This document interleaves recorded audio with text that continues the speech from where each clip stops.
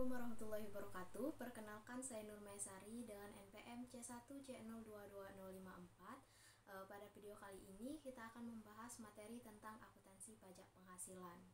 Nah, akuntansi pajak penghasilan itu menjelaskan tentang bagaimana perusahaan akan menghitung, menyajikan, dan mengungkapkan informasi pajak penghasilan dalam laporan keuangan. Nah, informasi pajak penghasilan ini akan disajikan sebagai beban pajak pada laporan keuangan. Untuk informasi pajak penghasilan ini akan disajikan sebagai beban pajak pada laporan laba rugi, pada laporan keuangan tepatnya di bagian laba rugi. Lalu topik utama tentang perlakuan akuntansi dalam pajak penghasilan ini adalah bagaimana menghitung konsekuensi pajak kini dan pajak di masa depan.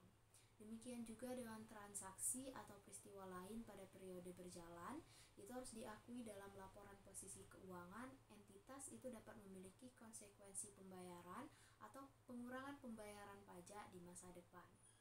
Lalu perlu teman-teman ketahui, untuk standar akuntansi pajak penghasilan adalah PSAK 46 revisi tahun 2013, di mana menyelaraskan dari PSAK 46 revisi tahun 2010. Dengan perubahan 12 income tax yang efektif berlaku dari 1 Januari 2013, di mana perubahannya itu adalah penghapusan pengaturan mengenai pajak final, surat ketentuan pajak, pengaturan aset dan liabilitas pajak tangguhan atas aset yang tidak disusutkan, yang diukur dengan menggunakan mode revolusi, dan properti investasi diukur dengan menggunakan nilai wajar. Nah, kita lanjut ke bagian laba sebelum pajak dan laba kena pajak. Nah, perbedaannya itu, dalam laporan keuangan, laba sebelum pajak itu disajikan sebelum beban pajak penghasilan. Namun, dalam mata kuliah akuntansi keuangan, ternyata penyusun harus menyajikan besarnya beban pajak itu menurut ketentuan standar akuntansi keuangan yang berlaku di Indonesia sesuai dengan ketentuan PSAK 46 revisi 2013. Kemudian ada istilahnya laba akuntansi, di mana laba akuntansi ini adalah laba atau rugi selama satu periode akuntansi sebelum dikurangi dengan beban pajak. Laba akuntansi ini biasanya dihitung dari laba operasi dikurangkan dengan pendapatan dan beban lain-lain. Laba akuntansi ini harus sesuai dengan konsep matching principles, di mana perlu kita ketahui konsep ini adalah mengedepankan seluruh pendapatan dan beban-beban harus dilaporkan pada periode yang sama. Nah, sedangkan untuk laba setelah pajak atau laba dikenal dengan laba fiskal, ini adalah laba selama satu periode yang dihitung berdasarkan peraturan yang ditetapkan oleh otoritas pajak. Laba kena pajak dalam Undang-Undang Pajak Penghasilan ini disebut sebagai penghasilan kena pajak atau PKP. Nah, pajak terutang dalam satu tahun fiskal ini merupakan hasil perkalian penghasilan kena pajak dengan tarif. Kita lanjut ke arah beban pajak. Nah, untuk beban pajak ini adalah jumlah agregat beban pajak kini dan beban pajak tangguhan yang diperhitungkan atas laba akuntansi yang diakui pada satu periode. Beban pajak ini akan dipadankan dengan laba akuntansi yang diakui pada periode tersebut. Nah, muncul persoalan karena ketentuan pajak dan akuntansi itu berbeda, maka ada pajak yang menjadi beban pajak saat ini dan ada beban untuk periode selanjutnya. Nah, kita bahas untuk beban pajak kini. Untuk beban pajak kini adalah pajak yang dibayarkan oleh entitas dalam periode berjalan atau periode yang sekarang. Terus untuk penghasilan kena pajak ini dihitung dari total penghasilan dikurangi dengan beban. Pajak yang mengatur beban yang boleh dikurangkan untuk tujuan menghitung penghasilan kena pajak.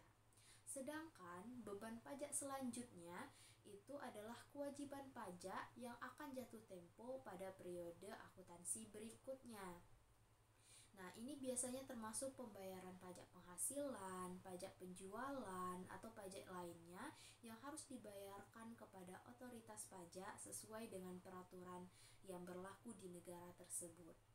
Nah, manajemen yang baik dalam merencanakan dan menyediakan dana untuk pembayaran pajak di masa depan ini sangat penting dalam menjaga kesehatan keuangan perusahaan. Berikutnya kita akan memahami koreksi positif dan negatif. Untuk koreksi positif itu adalah penghasilan kena pajak lebih tinggi dibandingkan laba menurut akuntansi. Sedangkan koreksi negatif ini adalah koreksi yang dimana akan mengakibatkan penghasilan kena pajak menjadi lebih rendah dibandingkan laba menurut akuntansi. Untuk beban pajak kini itu adalah beban pajak yang betul akan kita bayarkan untuk tahun sekarang, tahun yang sedang berjalan ini. Penghasilan kena pajak kini itu dihitung dari total penghasilan pajak kini dikali tarif ditambah PPh final dan beban pajak luar negeri. Lalu apa sih liabilitas pajak kini?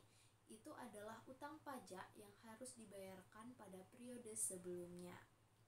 Sedangkan beban pajak tangguhan itu akan diselesaikan pada periode kemudian. Tapi perlu diingat, munculnya beban pajak tangguhan itu karena akibat dari pajak temporer yang terjadi antara ketentuan pajak dan ketentuan akuntansi. Lalu untuk pengakuan pajak tangguhan ini dilakukan atas perbedaan temporer karena dia bisa berbeda sekarang, tapi sewaktu-waktu dia bisa menjadi sama. Dari awalnya berbeda bisa menjadi sama untuk konsep yang ini. Nah, untuk mencari pajak tangguhan itu adalah cari selisih atau kurangkan beban pajak akuntansi dengan beban pajak menurut fiskal. Kita lanjut ke bagian perbedaan temporer yang dapat dikurangkan. Nah, perbedaan temporer yang dapat dikurangkan itu adalah perbedaan temporer yang menimbulkan jumlah yang dapat dikurangkan dalam penentuan laba kena pajak periode masa depan ketika jumlah tercatat aset itu dipulihkan. Sedangkan untuk perbedaan permanen, itu perbedaan yang tidak akan bisa dipulihkan dan tidak boleh diakui sebagai aset tangguhan. Kita lanjut ke kompensasi kerugian. Nah, untuk kompensasi kerugian itu adalah kompensasi yang diberikan kepada entitas yang mengalami kerugian untuk tidak membayar pada periode berikutnya. Nah, sejumlah kerugian yang telah diakui atau dibatasi oleh waktu, ketentuannya itu dalam regulasi pajak di Indonesia menyebutkan bahwa entitas atau perusahaan ini diberikan kompensasi kerugian sampai dengan 5 tahun.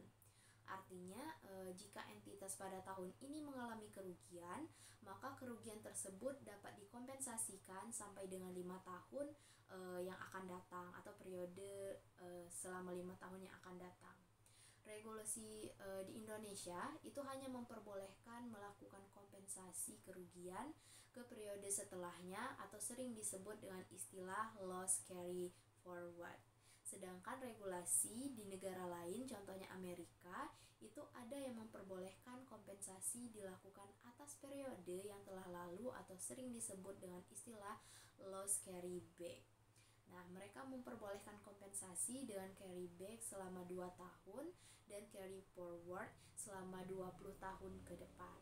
Berdasarkan ketentuan ini, jika entitas tahun ini mengalami kerugian, maka kerugian tersebut dapat digunakan untuk memperoleh kembali pembayaran pajak yang pernah dilakukan beberapa tahun sebelumnya. Jadi nggak perlu menunggu 5 tahun yang akan datang, bisa klaim dari pada periode sebelumnya.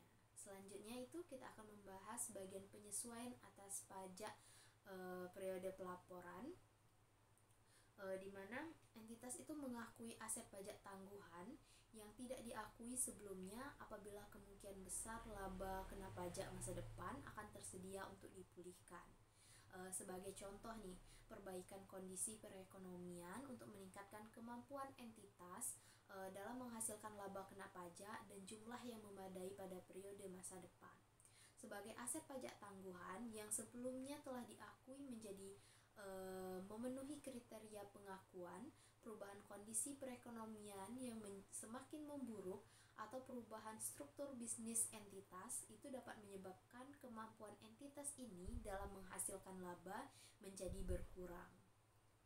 Misalnya, entitas pada awalnya itu memprediksi bahwa atas kerugian yang terjadi di tahun tertentu hanya terjadi sementara dan tidak berkelanjutan.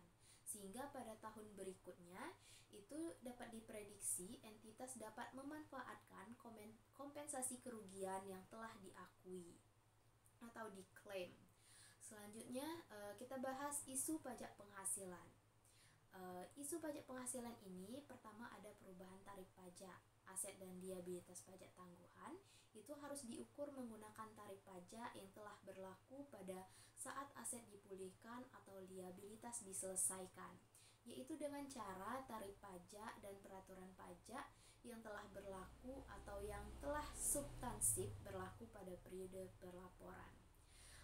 Aset dan liabilitas pajak tangguhan ini akan dipulihkan dan diselesaikan di masa depan, sehingga tarif yang digunakan untuk melakukan pengukuran itu bukan tarif yang berlaku pada tahun tersebut, tetapi tarif yang berlaku saat perbedaan temporer tersebut telah diselesaikan atau bahkan dipulihkan.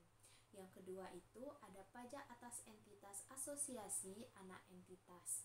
Ini juga harus mengakui aset pajak tangguhan untuk semua perbedaan temporer dapat dikurangkan yang ditimbulkan dari entitas, anak cabang, dan asosiasi, sebagaimana partisipasi bersama sepanjang kemungkinan besar yang terjadi.